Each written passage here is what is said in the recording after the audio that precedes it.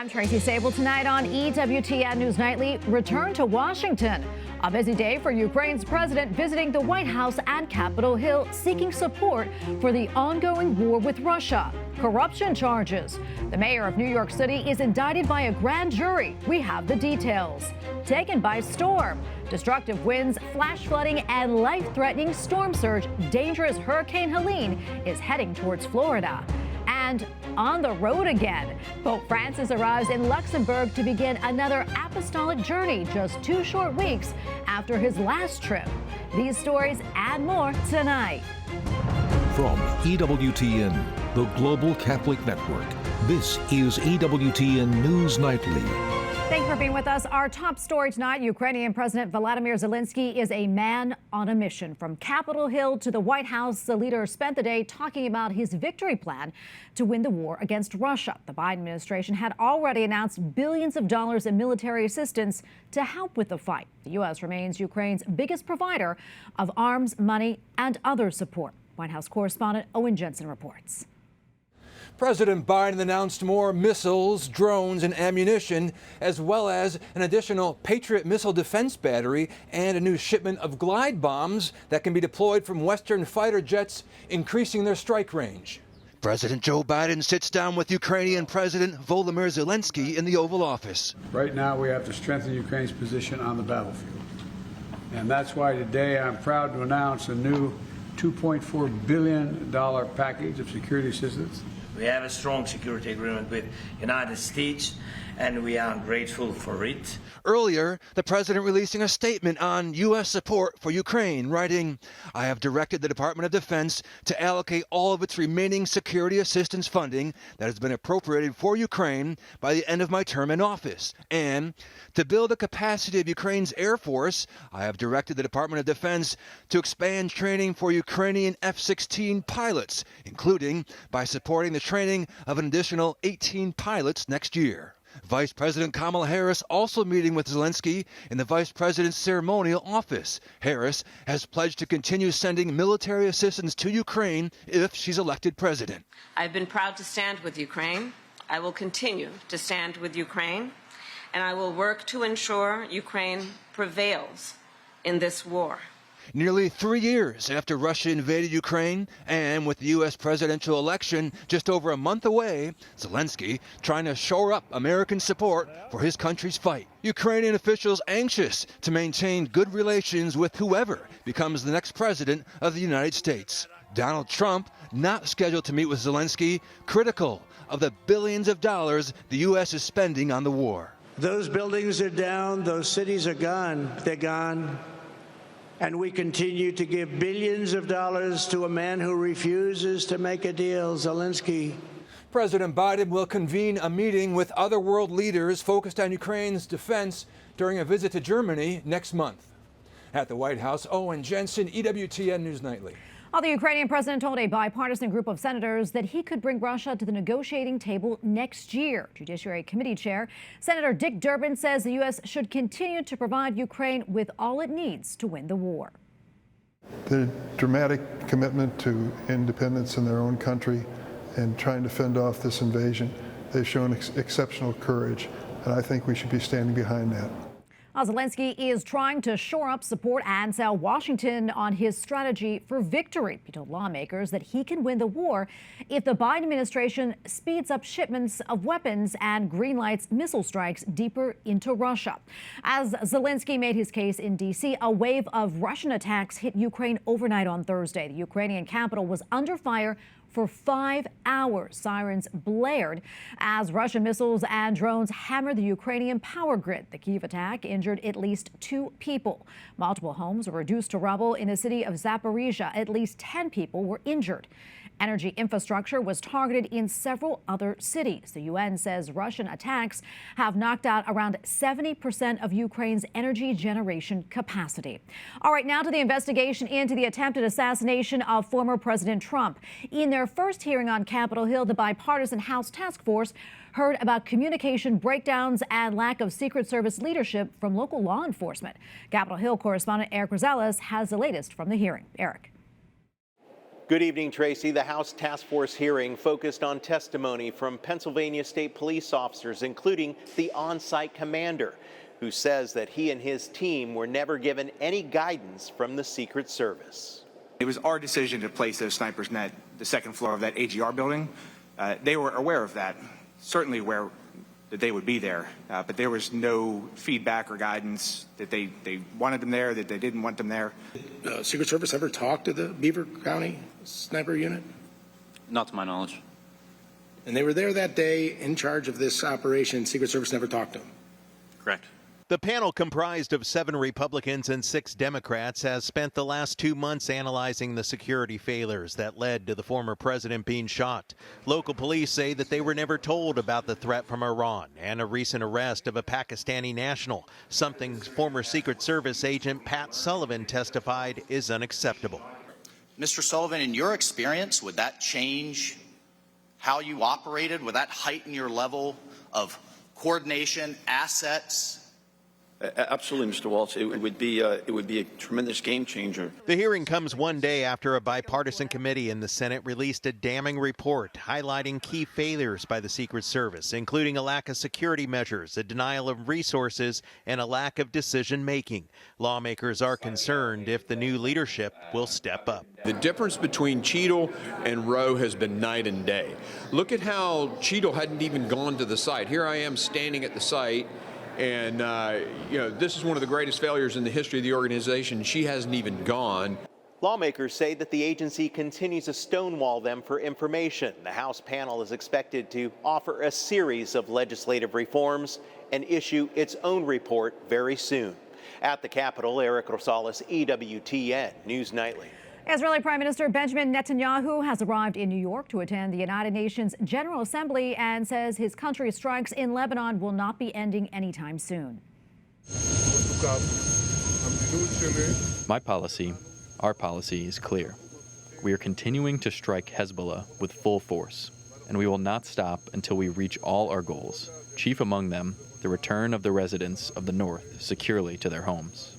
Well, this comes as Lebanon's health ministry says that several were killed in Israeli airstrikes. The ministry says one hit a building housing workers while another hit an apartment building.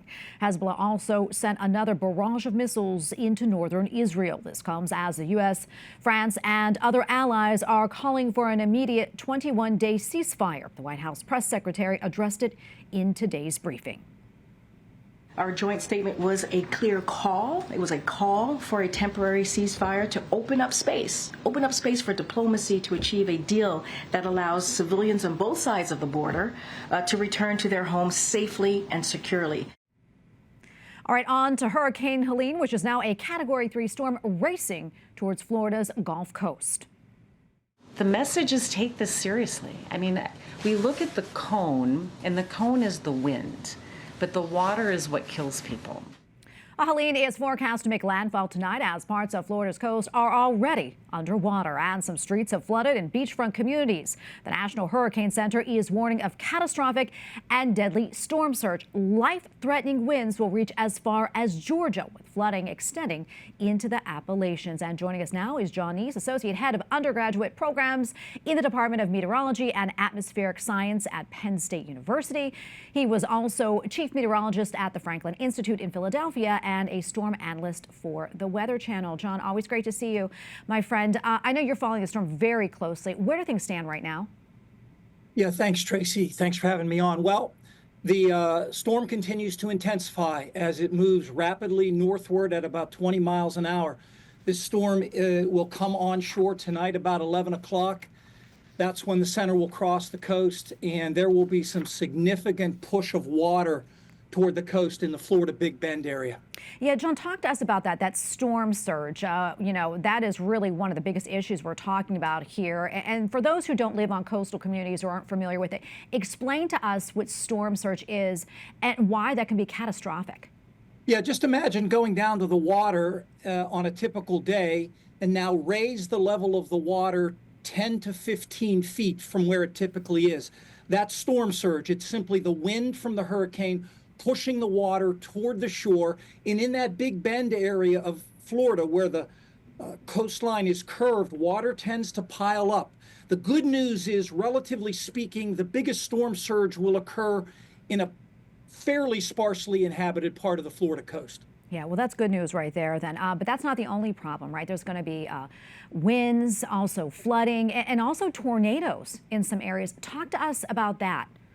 Yeah, it's typical when a storm is moving northward for there to be tornadoes on its right side. So right now, much of Florida is under a tornado watch. I want to emphasize this thing is moving so fast that there will be very strong winds, probably hurricane force gusts, into southern Georgia, and that will come tonight under cover of darkness. Yeah, and this is not going to just hit Florida. I mean, we're going to feel the effects in other states as well. I mean, I know states of emergency have already been issued in Georgia, South Carolina, even in Virginia, where I live. Talk about how big this is. You know, this is a really far-reaching system. Yeah, and a lot of folks don't pay heed to the inland flooding. I mean, in western North Carolina, western South Carolina, where those moist winds are going to go up into the higher elevations, they're going to be places with a foot of rain. And so you want to pay attention to your local National Weather Service and heed any warnings that come out, because inland flooding is a big killer from hurricanes. Yeah, this is really serious stuff, definitely. John, thank you so much. We appreciate it. You're welcome, Tracy. All right, New York City Mayor Eric Adams has been indicted on 5 federal charges. Both Adams and the U.S. Attorney for the Southern District of New York, that is, addressed the media this morning. It's an unfortunate day, and it's a painful day. But inside of all of that, it's a day where we will finally reveal why for 10 months I have gone through this. And I look forward to defending myself and defending the people of this city. As the indictment alleges, Mayor Adams engaged in a long-running conspiracy in which he solicited and knowingly accepted illegal campaign contributions from foreign donors and corporations. As we allege, Mayor Adams took these contributions even though he knew they were illegal. Despite the fact that the illegal actions date back to 2014, Adams has consistently denied any wrongdoing and claims that he is a target. The 57-page indictment includes charges of conspiracy to commit wire fraud, federal program bribery, and solicitation of contributions for his campaign from foreign nationals. And we have a lot more still to come here on EWTN News Nightly, including new data. New polling reveals opinions of the faithful on a variety of topics, including Pope Francis, and the results may just surprise you.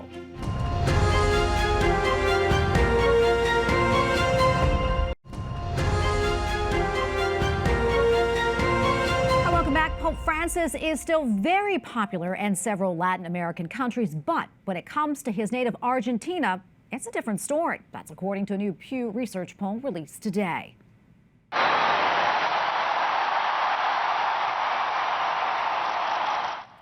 When then Archbishop of Buenos Aires, Jorge Bergoglio, became Pope Francis in 2013, his country was elated, treating the occasion like a World Cup championship. At that time, nearly all Catholics surveyed there, 98%, expressed a favorable opinion of the Holy Father. A decade later, we see a sharp drop to 74%. And for more on the study, let's bring in Jonathan Evans. He is a senior researcher at Pew who worked on this survey. Jonathan, good to be with you today. As mentioned, the Holy Father's favorability dropped in Argentina. Why do you think that is? So we don't have specific answers for why favorability has decreased in any of the countries. We didn't ask a question about that. However, while it has, his favorability has declined in Argentina and the other 6 countries that we surveyed in, what we do see still is that a majority in all 7 places that are included in this study say that they have a favorable opinion of the Pope still today. And talk to us about how you gather this information for your poll. Yeah, so for the 6 countries in Latin America, they are among the most populous in Latin America, and also collectively they make up roughly 3/4 of the region's Catholics. And so we conducted those interviews in face-to-face interviews.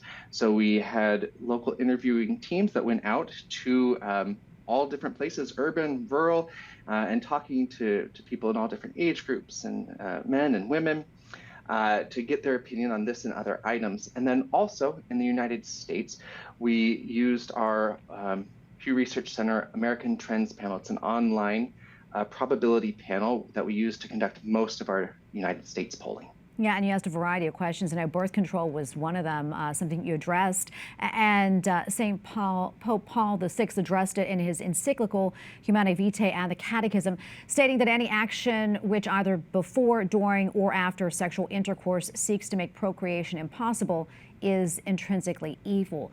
What did Catholics that you surveyed have to say about birth control? Yeah, we asked a series of questions to Catholics about different items that are being discussed in the Catholic Church, including birth control. So we asked them if they think that the Catholic Church should or should not allow Catholics to use birth control. And what we find across all 7 countries is that the majorities are saying that the Church should allow Catholics to use birth control. The shares saying this range from 86% in Argentina to 63% in Brazil. And the survey also found that the majority of Catholics that were polled feel the Church should allow women to become priests. This, although according to canon law, both a woman who receives priestly ordination and the one who ordains her will both incur excommunication from the Church, which can only be lifted by the Holy See.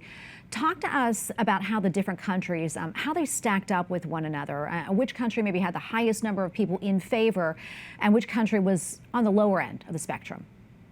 Yeah, so in 6 of the 7 places where we surveyed, we find that majorities say that of Catholics saying that the Catholic Church should allow women to become priests. The highest was Brazil, where 83% of Catholics had this opinion.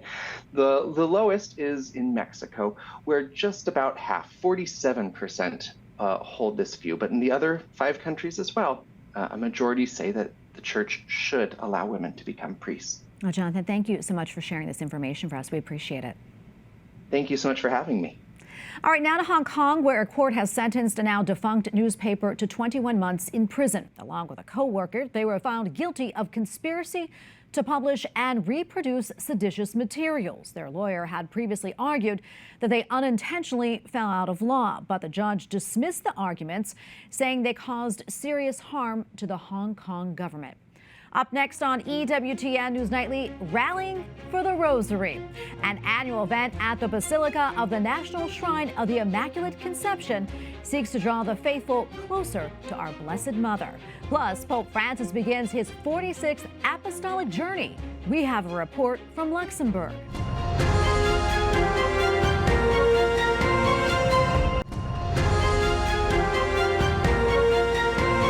Preparations are being put in place for a national event on Saturday dedicated to Christ and Our Lady. The Dominican Rosary Pilgrimage takes place Saturday at the Basilica of the National Shrine of the Immaculate Conception in Washington, D.C. The full-day event brings the faithful together for Mass, Eucharistic adoration, discussions on the importance of the Rosary, and the recitation of the Rosary. It concludes with a very special concert later that evening.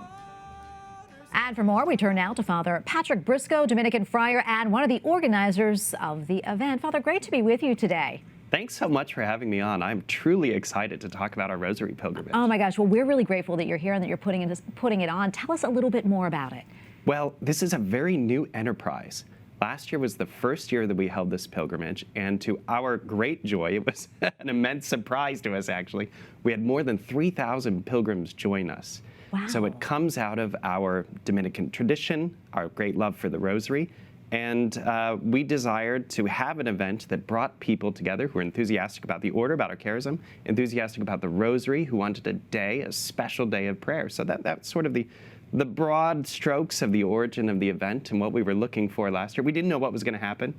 You know, again, we had no idea who was going to come, but then thousands came. The Basilica was full for our beautiful pilgrimage day. So I love that. Talk to us about the history of the Rosary with the Dominican order, a long history going back to St. Dominic. Exactly. So pious traditions hold that St. Dominic received the Rosary from Our Lady. We've got several popes on record about that. That's very nice. But one thing that we know and that we like to hold fast to is that St. Dominic was keen on preaching the Rosary. And when you're preaching the rosary, what you're really preaching are the mysteries of the life of Christ as seen through the eyes of the Virgin Mary. So St. Dominic, when he picked up the rosary and encouraged people to pray the rosary, in preaching the mysteries of the rosary, he was really teaching the heart of the Catholic faith. Oh, this is incredible. I know you have some other, I want to say events, but things that are going on surrounding the event. Tell us about that. It's going to continue to grow. That's the exciting thing. So this year, we're inaugurating, dedicating, blessing, to use the proper word, our new statue of Our Lady. So we've commissioned a beautiful work of art. She'll be one of the centerpieces of the pilgrimage. We've named the statue the Queen of the Most Holy Rosary, Regina Sanctissimi Rosarii, the Queen of the Most Holy Rosary. So we'll be dedicating that image, and she'll join the procession. So one of the highlights of the day is our praying of the Rosary in procession around the basilica. So the friars move in procession around the basilica as we pray. And we'll carry that statue, which we'll dedicate in that procession. And then to cap the day off, a day packed with events and devotions and opportunities for prayer and really fraternity, just being with other Catholics. To cap the day off, we'll have a concert outside performed by our own Hillbilly Thomas, the great Dominican Friars bluegrass band. They're so good. Outside there. It'll be a ton of fun.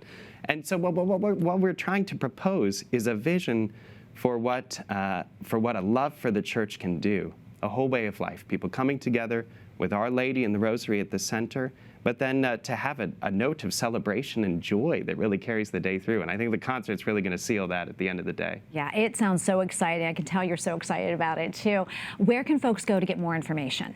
Well, they can find all about it online at rosarypilgrimage.org. Any of our Dominican channels, OP East, or the website for the Dominican House of Studies, they all have information about the pilgrimage. And we are so looking forward to seeing all of our friends there. And in fact, viewers and friends of EWTN will be able to watch the Mass from the Basilica at the conclusion of the day there. So even EWTN will be a source for us. Yes, of course. Well, thank you so much for coming on, telling us all about it. We're going to be praying for you and praying for some sunshine and good weather, too. God bless you. Pope Francis begins his 46th apostolic journey abroad. The Holy Father spent the first day of his trip in the small country of Luxembourg, where he spoke about the nation's crucial role in fostering European unity and peace. EWTN Vatican journalist Rudolf Gehrig has more. Only 2 weeks after the longest journey of his pontificate to Asia and Oceania, Pope Francis has set off once again, this time to the heart of Europe, for a short 4-day visit to Luxembourg and Belgium. The Holy Father landed this morning in Luxembourg City, which no pope has visited since John Paul II in 1985. There, he was greeted by Luxembourg officials, bishops and young people. Pope Francis started his visit by meeting privately with the Grand Duke Henri of Luxembourg, the European country's head of state. At the end of the encounter, he signed the Book of Honor, where he wrote, "Protection of the dignity of persons, service to the common good, dialogue and international collaboration. This is what makes a state great." Luxembourg is a traditionally Catholic country, but it has become very secularized over the last decades. The nation is also multi-ethnic, as half of the country's population are migrants. We have the challenge how to bring these communities together, how to celebrate Mass together, even if the question of the language is difficult. But in Luxembourg, I think it's the only country in the world where it's normal to celebrate Mass like in 3-4 languages, so that everyone can understand at least a little bit. The Holy Father also met with Luc Frieden, the Prime Minister of Luxembourg, and the country's civil authorities and diplomatic corps. In his address to them, he praised the small nation for its commitment to building a united and fraternal Europe. In the afternoon, Pope Francis spoke to the Catholic community of Luxembourg at the Cathedral of Notre Dame and encouraged the faithful to be missionaries ready to bear witness to the joy of the gospel in society. He then delivered a golden rose, a symbol of the papal blessing, to the statue of Our Lady Consoler of the Afflicted for the 400th anniversary of its veneration.